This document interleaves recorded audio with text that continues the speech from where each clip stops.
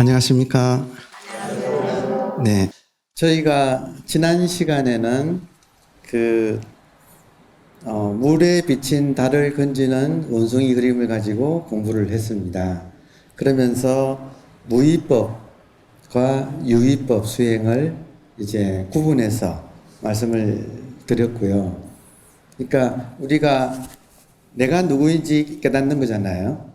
내가 누구인지 깨닫는 거니까 딴짓만 안 하면 나가 되죠. 이게 참 말이 이상한데, 내가 나를 깨닫는 일이니까 딴짓만 하지 않으면 그냥 나지요. 근데 나를 깨닫는 것을 이렇게 밖에서 찾으면 영원히 못 찾는다는 거죠. 그러니까 원숭이가 달을 건지는 이것이 자기를 찾는데 밖으로 나가서 자기 집을 찾는데 집을 나가서 자기 집 찾는 거하고 같다. 그래서 그것을 유의법이라고 한다. 유의법은 잘못된 수행이죠. 잠시 안락할지를 몰라도, 여러분, 잠시 안락하다는 것은 인과에 의해서 내가 조용하게 있으려고 노력하면 조용해집니다. 인과에 의해서. 그러나 잠시 고요해진 것은 생멸법이라서, 그러니까 유의법은 이꼬르 생멸법이거든요. 그러니까 유의법은 뭘 하면 인과에 따라서 결과가 나와요. 고요해지려고 하면 고요해져요.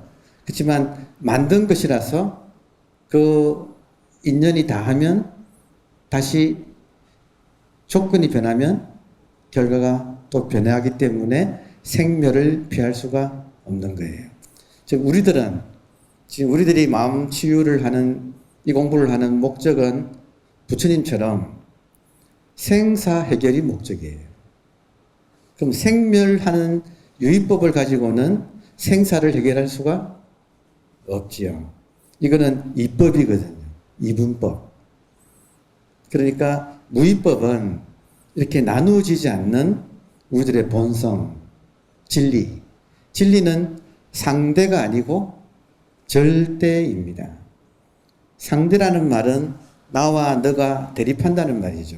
상은 서로 상이고 대는 대립한다. 서로 대립한다는 이야기죠. 나와 남이 있어서. 근데 진리는 이 나와 남 사이의 상대의 끈이 끊어지는 거죠. 그래서 끊어질 절자에 상대 대자, 절대. 절대는 이 대가 끊어지는 거거든요. 그러니까 대가 끊어져야 우리가 이 진리의 개합을 한다. 이렇게 표현을 합니다. 이걸 지금 무위법이라고 하죠. 그러면 지금 우리 한국에 여러 사찰이 있습니다. 한국에 여러 사찰이 있는데 대표적인 3대 사찰 하면 아무래도 우리 불교의 불, 법, 성, 삼보가 있고 그 삼보를 모시는 종찰, 삼보의 종찰이 있죠. 그러면 부처님 불보종차, 부처라고 하는 보배를 모시는 종은 어떤 종자? 마루종자니까 가장 큰 찰은 사찰이잖아요. 그러니까 부처님을 모시는 가장 큰 사찰은 불보종찰은 통도사지요. 왜냐하면 통도사에 부처님 진신사리가 있어서. 그리고 불법, 법보, 부처님의 가르침을 잘 모시고 있는 가장 큰 사찰은 법보종찰은 해인사. 왜냐하면 팔만대장경이 있으니까. 그리고 승보종찰은 송광사가 되겠죠. 자, 그렇다면 삼보종찰이 한국을 대표하는 사찰이라고 할 수가 있는데, 사실 그 중에서도 부처님 진신사리를 모신 통도사에 가면 여러분 통도사에 있는 본당은 부처님이 있습니까? 없습니까? 없지요. 왜 없습니까? 바로 진신사리, 그러니까 부처님 형상에 절하는 것보다 부처님 진신사리가 바로 있으니까 이렇게 유리를 방석만 놓고, 그죠? 자복만 놓고 이렇게 비워두고 이렇게 유리가 있어서 우리가 절을 하면 바로 부처님 지신사리로 절하게끔 구조가 그렇게 되어 있죠. 그래서 그것을 정멸보응이라고도 하죠. 재미있는 것은 통도사의 본당은 동서남북 사방에 현판이 4개가 다 달려 있어요. 그 다른 절들은 대웅전이면 대웅전, 대적광전이면 대적광전, 정멸보응이면 뭐 정멸보응 하나인데, 지금 불보종찰인 통도사의 본당에는 금당이라고도 하죠. 금당, 본당 모양도 좀 특이하게 생겼습니다. 거기에는 동서남북으로 다 있는데, 아무래도 부처님을 모신 곳이라서 남쪽 정문의 이름은 대웅전입니다. 그러니까 그게 이 현판이 대웅전이면서 정멸보궁이면서 이렇게 대적광전이면서 그렇게 되어 있거든요. 자, 그렇다면 절에 가면 우리가 그런 전각에 보면 주련이 걸려 있지 않습니까? 그러면 생각해 보세요. 우리나라에서 불보종찰인 통도사에서 제일 중요한 한가운데 부처님 진신사리를 모시고 있는 바로 그 정각에 이제 부처님을 모셨으니까 대웅전, 큰 영웅, 대웅전. 그러면 거기에 이렇게 동서남북으로 전부 주련이 있는데, 남쪽 주련, 대웅전에 가장 중요한 주련이 지금 조금 전에 제가 소개하고 지난주에 우리 공부를 한 원숭이가 달을 건지는 그 내용이 주련으로 걸려 있어요. 그러니까 그만큼 지금 이것이 중요하다는 뜻이겠지요. 그죠? 그러니까 가장 중요한 정각에, 한국을 대표하는 가장 중요한 정각에 걸려있는 주련이, 자, 어떤 내용인지 같이 한번 보시겠습니다. 통도사 대웅전의 주련이에요. 4줄로 지금 이루어진 지금 시거든요. 개송. 이 개송이 첫 번째가 월마, 은한, 전성원하고, 이 뜻은 달이 밤 하늘을 돌다가 은하수에 깎여 보름달이 된다. 자, 아름다운 시예요. 여러분 생각해 보세요. 초승달이 그 몸에서 달이 없다가 초승달이 그 실반지처럼 가는 초승달이 탁 나왔잖아요. 3일 만에, 그죠? 나오면 그 초승달이 밤하늘을 도는 거예요. 도는데 밤하늘에는 뭐가 있는가? 은하수가 있어요. 그럼 이 초승달이 밤하늘을 돌다가 은하수에 갈리다가 15일 만에 둥근 보름달이 되는 거예요. 이 표현이 절묘하지 않습니까? 이 달이, 깜깜했던 달이 밤하늘을 돌다가 은하수에 갈려서 이게 아주 뽀얀 둥근 보름달이 되었다. 이게 우리 마음 공부하고도 좀 연관 있는 것 같습니다. 그죠? 두 번째가 그랬더니 소면 서광 조대천이로다. 소면 하얀 얼굴이, 흰 얼굴이 서광 빛을 뿜어서, 달빛을 이렇게 뿜어내어서 조대천, 삼천 대천 세계를 비추고 있다. 아름다운 모습이죠.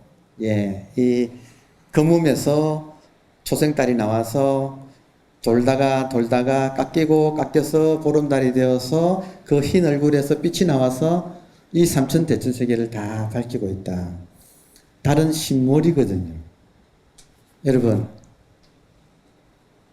지금 이 순간 우리 각자의 신몰이 없으면, 지금 이 신몰이 없으면 이 우주가 존재할까요? 삼천 대천 세계가 지금 나의 마음이 없으면 얘가 아무 의미도 없을 뿐더러 존재도 하지 않는 거예요. 정말 무서운 이야기입니다. 지금 이 우주 삼라만상, 이 삼천 대천 세계가 내 마음이 바탕으로 펼쳐줘야 나타나는 거예요. 내 마음이 없으면 얘들이 나타날 수가 없습니다. 정말 무시무시한 이야기이죠. 그러니까 이때 내 마음, 삼천대천세계를 품에 안고 모든 것을 존재하게 만들어주는 이 존재의 근거, 바탕으로서 지금 펼쳐지고 있는 이 내 마음을 부처님께서는 천상천하의 유화독존이라는 거죠. 이거 하나라는 거죠.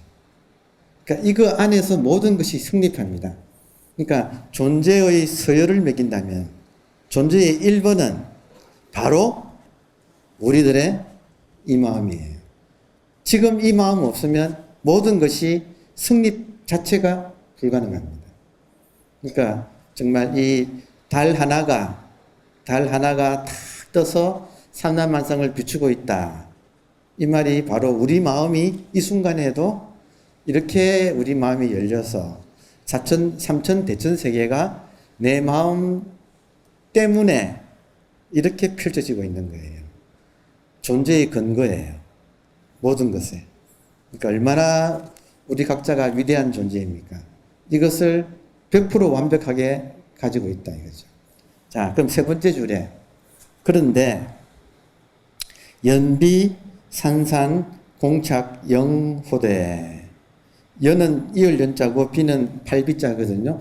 팔과 팔을 서로 이어서 팔에 팔을 손잡고 산산은 성성이들이 우리는 성성이라고 하고 중국어로는 이 성성이를 중국어로는 산산이라고 표기를 합니다. 그러면 연비산산 그러면 긴팔 원숭이들이 서로 손에 손잡고 팔을 이어서 이런 뜻이 되지요. 공, 착, 영, 영은 달 그림자를 착 건지다. 붙잡으려고 하다. 그런데 그것이 공, 헛되이. 그러니까 달 그림자를 건지려고 그렇게 애를 쓰지만 결국 공이다. 잡을 수가 없다. 이것은 유의법의 수행을 상징하고 있다. 그러면 마지막 대목을 보세요. 마지막 대목은 고륜, 외로운 달은 이때 외로운 고자의 륜은 바퀴륜인데 외로운 바퀴, 하늘에 뜬 달이죠. 자, 달은 여러분 항상 우리 마음은 우리 본심은 하나입니까? 여러 개입니까? 하나지요. 우리 본심이 하나인 것은 우리 본심이 하나이기 때문에 부처님의 본심도 이거고 우리들의 본심도 이거고 앞으로 태어날 우리 자손들의 본심도 이거 하나예요. 항상 마음은 한 마음이지 두 개의 마음은 없습니다. 그래서 이걸 고륜이라는 표현을 한 거예요. 여러분 마조의 제자, 마조 스님의 제자 중에서 우리처럼 제가에서 있었던 방거사 기억나세요? 아시죠? 자, 방거사가 깨달을 때 처음에는 석두 스님을 찾아갔어요. 호남성과 강서성에서 호남성의 남학에 석두가 있었거든요. 그러니까 집에 가까운 방거사에서 가까운 무슨 석두 스님을 찾아갔어요. 그래서 뭐라고 질문했는가? 일단 방거사가 이치적으로는 이미 다 깨뚫고 있었던 사람이에요. 깨닫지를 못했지. 그래서 어떻게 질문을 했는가? 만법과 더불어 짝하지 않는 것이 무엇입니까? 이렇게 질문한 거예요. 다시 말하면 만법과 더불면 상대지요. 근데 짝하지 않으면 절대지요. 만법과 더불어 짝하지 않는 것이 무엇입니까? 이렇게 질문을 한 거예요. 그랬더니 석두 스님께서 뭐라고 답을 했느냐면 지금 이 사람이 머리로는 알고 있어요. 그죠? 그러니까 이런 질문을 하죠. 지금 절대가 진리라는 것은 아는 거예요. 근데 확인을 못하고 있는 거예요. 그러면 조금 전에 우리가 같이 공부하는 이 원칙에 의하면 유의법으로는 못 깨닫잖아요. 무의법으로만 깨닫잖아요. 그러면 유의법을 한다는 말은 생각으로 지금 답을 찾아서는 답을 못 찾는다는 뜻이지 않습니까? 근데 지금 질문을 생각으로 질문했어요? 안 했어요? 생각으로 질문했지요. 그러면 생각으로 질문하는 그것을 가지고는 영원히 말로 대답하면 둘 다 어긋나지요. 절대에. 말하면 상대거든요. 그러니까 석두 스님은 입을 탁 막으신 거예요. 이 말 이해되세요? 생각으로 하려고 하는 방근사도 똑똑한 사람이거든요. 당대의 지식인이거든요. 그러니까 생각으로 풀려고 머리로는 이해하지요. 그렇지만 이 나누어지지 않는 절대를 아직 깨닫지는 못한 거죠. 그래서 깨달은 석두 스님한테 질문을 했더니 입을 탁 막아준 거죠.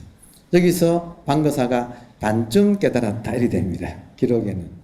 아직 미진해서 나머지 반을 해결하려고 당대의 두 거장, 호남성에는 석두, 강서성에는 마조. 그래서 남창에 있는 마조 스님을 찾아간 거예요. 그래서 마조 스님한테 가서 다시 절을 하고 같은 질문을 한 거예요. 만법과 더불어 짝하지 않는 것이 무엇입니까? 그러니까 마조 스님은 이 사람이 지식인이라는 것을 간파를 했죠. 그러면 말로서 그 말을 끊어주는, 이게 말 됩니까? 석두 스님은 그냥 탁 입을 막아버렸고 반쯤은 깨졌지만 완전히 안 열렸어요. 근데 마조 스님은 이 사람을 말로서 말을 쳐야겠다 해서 뭐라고 하셨느냐면, 저 일구 흡진 서강수, 저 서강의 물을 한 입에 다 마시고 오면 내가 답해주겠다. 한 입으로, 지금 우리로 치면 한강의 물을 한 입으로 다 마시고 오면 그때 말해주겠다. 그러니까 이 말에 방거사가 완전히 열리게 됩니다. 마실 수 없지요. 몸이 나일 때는 마실 수 없지요. 이 생각이 끊어지면 구분이 안 돼요. 이 세계가. 아주 핵심은 그거예요. 생각이 나면 낱낱이 다 개체로 분별되는데, 생각 하나만 딱 스톱해버리면 이 세계는 분별이 안 돼요. 분별이 안 되면 저 강이 어디에 있어요? 이미 다 마시고 있는 거지. 그렇잖아요. 그러니까 저 강을 이미 다 강뿐만 아니고 삼천 대천 세계를 다 품고 있는 여기에 개합을 해 들어온 거예요. 그러니까 모든 깨달음이 이렇게 벌어진다는 거 이해하시겠죠? 구하는 사람은 유의법으로 구하고, 스승은 그 유의법을 쳐서 무의법으로 전환시켜 주는 거죠. 모든 깨달음은 이렇게 일어납니다. 그러니까 지금 이 대목을 설명하면서 방거사 말씀을 드렸는데, 고륜, 이 하나, 심월은 항상 일심이다. 그래서 만물과 더불어 짝하지 않는다. 이것이 지금 우리가 그토록 깨닫고 싶어하는, 견성하고 싶어하는 자성이라는 거죠. 우리들의 자성은 나누어지지 않는 거예요. 그러니까 이 나누어지지 않는 이 외로운 달, 그래서 외로운 달이라고 표현을 한 것은 하나다, 둘이 아니다, 이제 그런 뜻이죠. 자, 그래서 고류는 본래부터 불락 떨어지지 않았다. 어디에 있는가? 청천에서. 푸른 하늘에서 달은 본래 떨어지지 않았다. 자, 여기서 지금 우리가 이제 이 공부를 하면서 저기서 한 가지 중요한 것은, 지금 지난 시간에 이어서 이번 시간의 주제도 유의법과 무의법을 구분하는 안목을 지금 공부를 하고 있습니다. 안목이 중요하다고 제가 몇 시간 말씀을 드리잖아요. 그러면 지금 유의법은 함이 있어요. 함이 있는 것은 생각을 동원해서 분별해서 좋으냐 나쁘냐 한다는 거죠. 그게 아니라 무의법은 그걸 내려놓으면 생각은 사라져요. 그러면 분리되지 않아요, 이 세계가. 항상 마음은 항상 하나입니다. 그래서 이 하나를 외로운 달이라고 표현을 했어요. 근데 외롭다 할 때 외로운 게 아니고 둘이 없는, 천상천하 유화독존하는, 항상 진리는 하나고 그것은 절대예요. 그래서 나누어지지 않는 이 달이 본래부터 불락청천. 떨어진 적이 없고 청천, 푸른 하늘에 있다 이거예요. 자, 여기서 굉장히 중요한 이야기가 지난 시간에 잠깐 말씀드렸듯이 하늘에 있는 달, 법신불, 그 달에서 나오는 빛, 보신불, 그리고 그 빛이 가서 물마다 닿는 곳마다 도장이 월인, 달도장이 천강, 천개의 강마다 지킨다 할 때 지키는 달도장, 달 그림자는 화신. 그러면 나누어지지 않는 하나는 법신이죠. 맞습니까? 하늘에 있는 달은 법신이죠. 그러면 그 법신이 인연 따라서 수많은 화신으로 1100억 화신을 대표한 스카모니 불 이렇게 되잖아요. 그러면 물에 찍힌 달은 화신이지요. 모양이 있는 것은 이 화신, 보신도 사실은 모양이 있다고 보거든요. 자, 보신 화신은 인연 따라 만들어진 것이라서 인연이 닿으면 사라집니다. 근데 그것을 만들어내는 이 하늘의 달은 여여부동, 불생불멸. 우리가 누구냐? 동시에 화신, 보신, 법신이에요. 우리가 동시에 화신, 보신, 법신이에요. 근데 일반적으로 우리는 화신을 나라고 동일시하고 살고 있는 거예요. 그게 지금 전도몽상이라는 거죠. 그러면 깨달음이라는 것은 내가 화신, 보신은 물론이고 법신이기도 하다는 것을 깨닫는 거죠. 그러니까 그 법신을 우리 개체적으로 말하면 자성, 스스로 지금 나한테 있는 성품, 그게 법신이라는 거예요. 자, 그렇다면 이 시가 가르쳐 주는 것은 정말 중요한 것은 법신이고, 그리고 법신은 하늘에 아무 탈 없이 하늘에 이미 완벽한 채로 있다는 거예요. 그런데 우리들은 수행을 원숭이가 물에 비친 달을 건지듯이 화신을 가지고 수행을 한다 이거예요. 지금 이해되시겠습니까? 모양 있는 걸 가지고 계속 우리는 수행을 한다 이거예요. 이래 가지고는 공념불, 공착영, 헛되이 그림자를 건지려고 한다.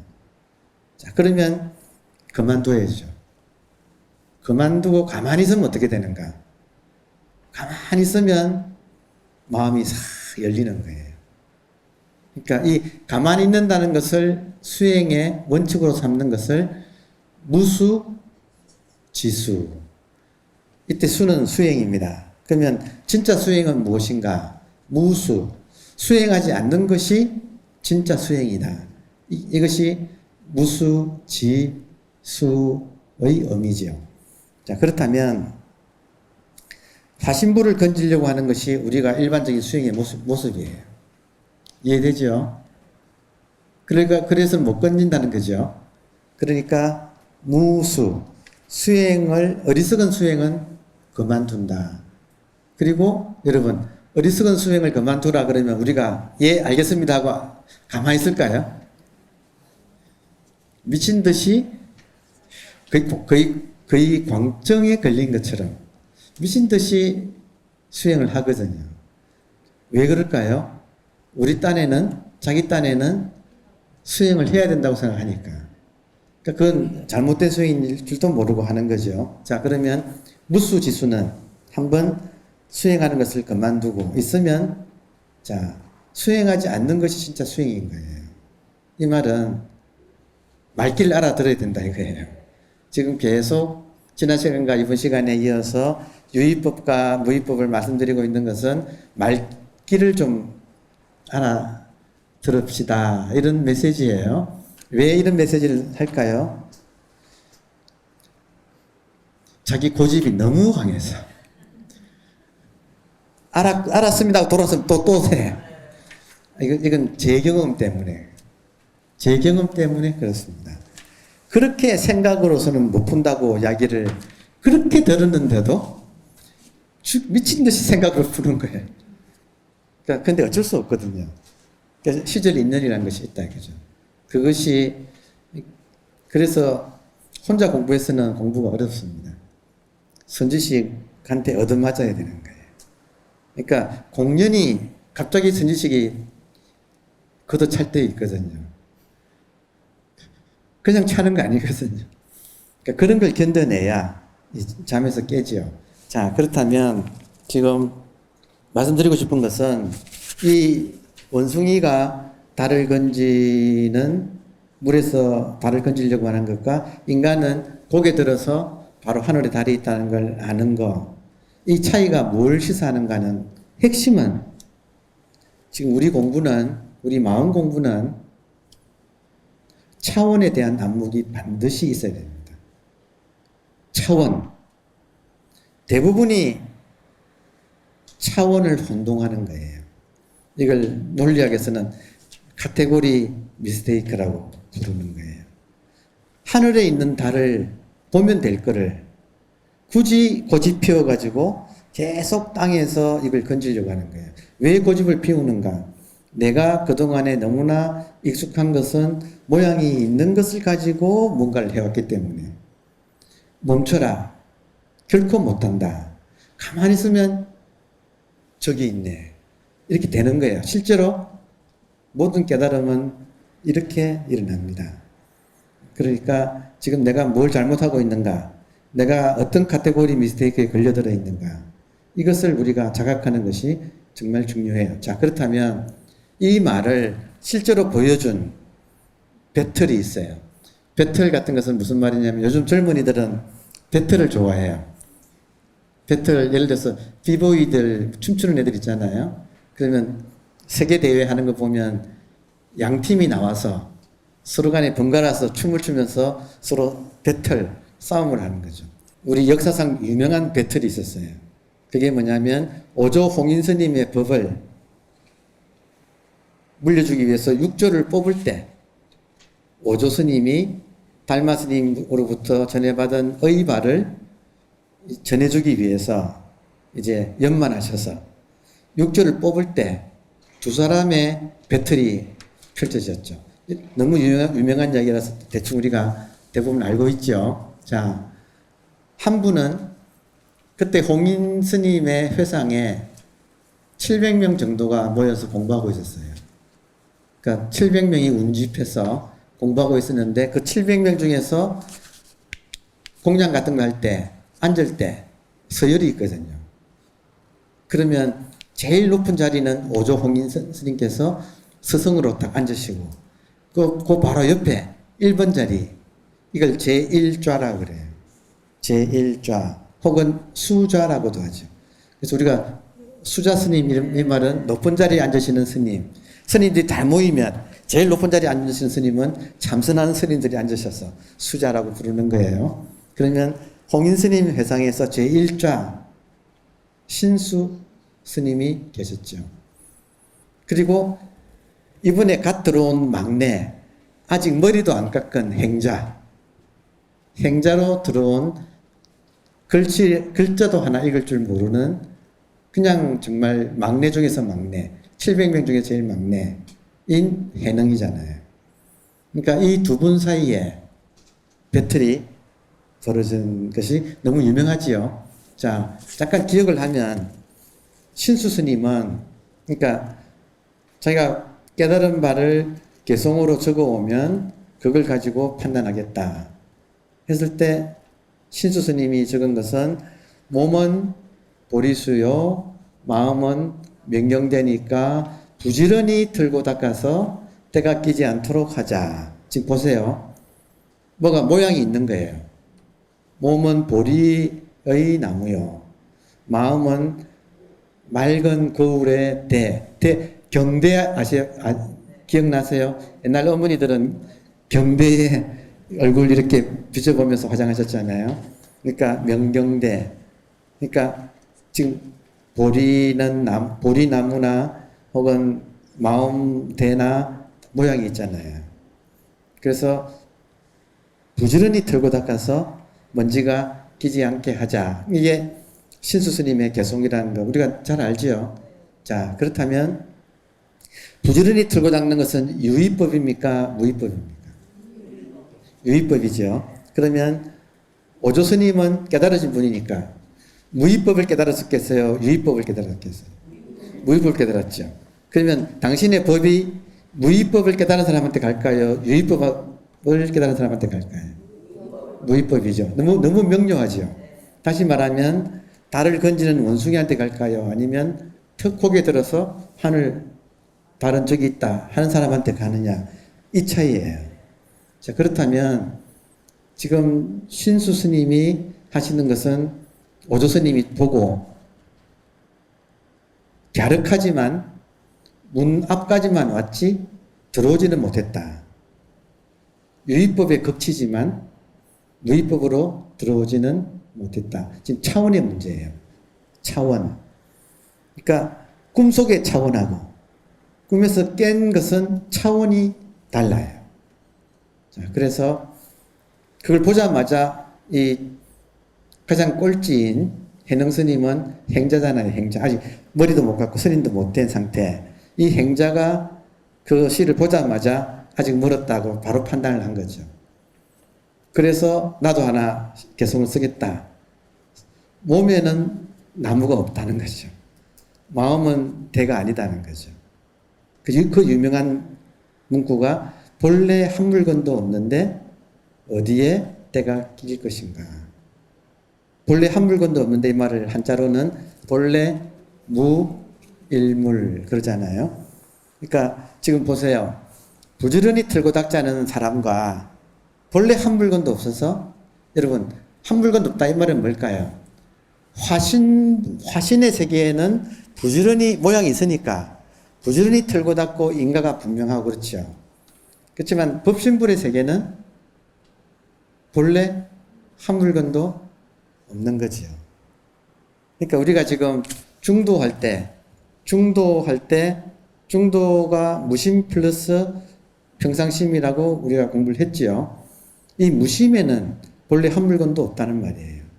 그러니까 본래 무일물이란 말은 무심하고 같은 뜻이에요.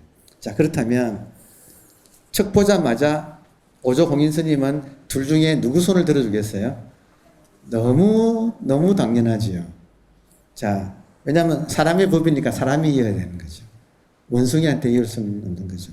여러분, 원숭이가 그냥 말로 원숭이가 아니고 지금 이 순간에도 지금 이걸 여러분이 보시지만 한 생각 일으키면 원숭이 따라가는 거예요. 깜빡깜빡 따라가시는 거 아시겠습니까? 생각 따라. 그 생각하는 것이 원숭이라는 거예요. 우리 안에 원숭이가 있어요. 그렇죠. 그러니까 정신 차리는 것이 사람이고 깜빡하면 원숭이 따라가는 거죠. 이걸 우리가 수시로 지금 하고 있거든요. 자, 그래서 법은 원숭이한테 줄 수는 없습니다. 사람한테 가는 거죠. 자, 그런데 지금 재밌는 것 중에 하나가 우리가 기한 공부를 하니까 1차적으로 유의법과 무의법이 다르다 하는 것은 어느 정도 지금 이해가 되셨죠? 예. 같은 달도 하늘에 있는 달과 물에 비친 달이 다르다. 이게 무의법과 유의법의 차이다. 이거예요. 자, 그렇다면, 재미있는 사실은 여기서 육조 스님께서 육조 회능이 그 개성을 붙이고 바로 인가를 받았느냐? 아니에요. 그게 아니라 너가 기초가 닦였으니까 자, 제가 드리고 싶은 말씀은 항상 공부는 중도예요. 그래서 중도는 무심 플러스 평상심이에요. 무심만 있으면 죽어서 아직 못 살아난 거예요. 아까 제가 회양목선이라고 해서 대종고 스님이 고요한 데 빠져 있는 거. 그것이 무심의 또 병폐라는 거죠. 그래서 예스님들은 무심도 한 겹 맡겼다. 평상심으로 더 올라가야 된다. 이렇게 말씀하셨거든요. 자, 여기서 육조 해능 스님께서 간택을 일단 당한 거죠. 그래서 알다시피 방앗간에서 방아를 찢는 일을 8개월이나 했으니까 그때 이제 오조 스님이 찾아오셔가지고 방안은 다 찧었느냐 하니까 다 찧었는데 아직 이 털지를 못했습니다. 지금 무슨 말이냐면 무심은 알았지만 아직 뭔가가 아직 막혀 있습니다. 이 말이거든요. 활발발 하지 못하다는 거예요. 본래 무일물은 알았지만 또 모든 것이 또 이렇게 다 드러나고 있다는 이것을 내가 마음껏 쓰는 이 묘용의 세계까지는 내가 아직 모르고 있습니다 하는 뜻이에요. 그러니까 주장자를 3번 툭툭 치잖아요. 삼경에 찾아오라는 말이라는 걸 알고 찾아갔을 때 불을 가리고 오조 스님께서 육조 스님한테 금강경을 설하시죠. 그런데 육조 스님이 처음 오조 스님을 찾아올 때 나무꾼이어서 나무 팔러 갔다가 나무를 팔고 돌아 나오는 길에 그 여간에 누군가가 금강경 읽는 소리를 듣다가 스스로 깨닫게 되죠. 그 깨닫는 대목이 중도를 말하는 집착하지 말고 그 마음을 내라. 집착하지 말고는 무심, 그 마음을 내라는 평상심. 우리 목표는 잘 살자는 거예요. 무심이 목표 아니에요. 그걸 거쳐서 집착 없이 잘 살자는 것이 목표죠. 자, 그렇다면 같은 대목에 억무소주 이생기심이라고 하는 같은 대목에서 육조 스님이 다시 한번 크게 깨치거든요. 그러니까 육조가 2번 깨쳐요. 대개 공부는 2번 깨쳐요. 하나는 무심을 깨치고 다음에 평상심을 한 번 더 깨치는 거예요. 자, 그렇다면 재미있는 대목이 2번째 깨쳤을 때 육조 스님이 오조 스님한테 알겠습니다. 이제 그만하셔도 되겠습니다. 왜냐하면 억무소주 이생기신 그 대목이 금강경 전체의 중간쯤 나와요. 그러니까 다 이제는 더 읽어주실 필요 없겠습니다. 이제 알겠습니다. 하고 개송을 없는데 그 개송을 보세요. 그 개송이 앞에 신수 스님과 배틀할 때는 본래 무일물 했잖아요. 자, 본래 무일물에서 이번에는 뭐라고 하느냐면 하기 자성, 하기 어찌 기대했겠습니까? 자성, 우리들의 자성이 능생만법. 이게 아주 중요한 대목이에요. 능은 능이, 생은 생산해낸다. 만법을 생산해낸다. 그러니까 지금 우리들의 이제 공부가 처음에는 마음이 너무 복잡해서 이 복잡이 텅 빈 무심이 한번 되는 것이 첫 번째 단계라면 2번째 단계는 그 무심에서 이 만법이 다 나오는 거예요. 그러니까 능생만법. 길지 않으니까 여러분 따라 하시겠어요? 자, 하기자성, 능생만법. 이 자성에서 모든 만법이 나오는 것을 어찌 기대했겠습니까? 이게 평상심은 모든 것을 이렇게 만들어낸다는 뜻이에요. 자, 그래서 우리는 보통 너무 마음이 복잡하니까 본래 무일물이 통쾌하잖아요. 무심이 통쾌하거든요. 생각이 싹 사라지는 것이. 근데 그게 공부의 끝은 아니고 한번 그 단계를 반드시 거쳐야 되지만 그러나 진정한 공부는 이제 무심인 상태에서 모든 일을 하는 거예요. 모든 것을 지금 만들어내는.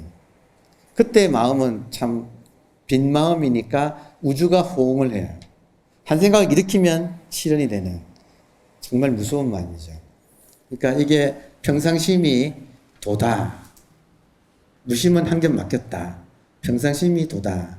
그러니까 이런 말을 할 때 지금 육조현행 스님의 첫 번째 깨달음은 본래 무일물은 무심을 말하고 다시 금강경 설법을 들으면서 같은 대목에서 다시 열릴 때는 어찌 기대했겠습니까? 이 자성에서 모든 것이 나온다는 사실을.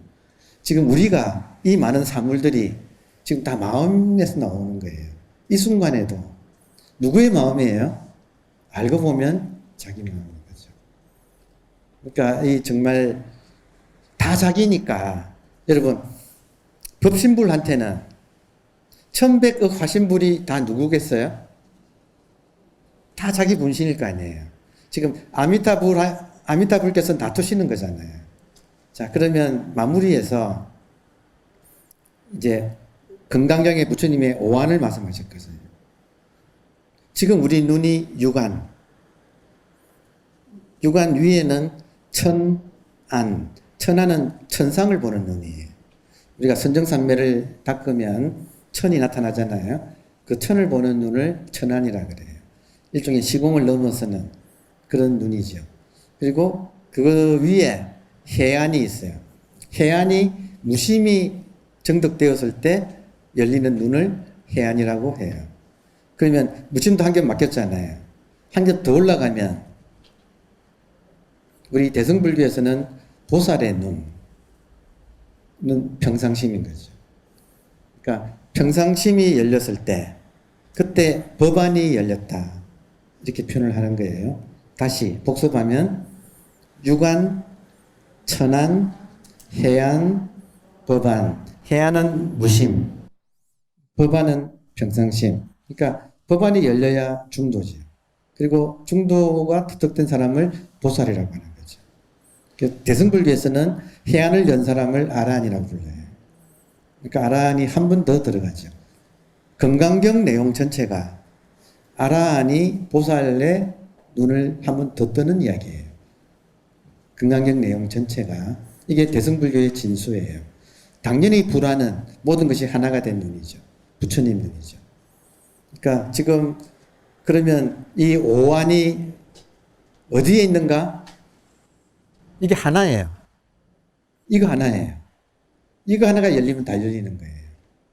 그러니까 단계를 밟아 올라가는 게 아니라 이거 하나가 열려서 다 열리는데 우리는 습관의 문제가 있어서 습관은 한 번에 다 못하기 때문에 이렇게 해안을 열고 법안을 열어서 무심과 평상심을 완전 자유자재, 선에서는 무심을 살, 평상심을 활, 살활자재, 이것이 중도의 공부다. 마음 치유가 이렇게 완성이 됩니다. 마음 치유가 이렇게 해서 완성이 된다. 자, 오늘 여기까지 공부하겠습니다. 감사합니다.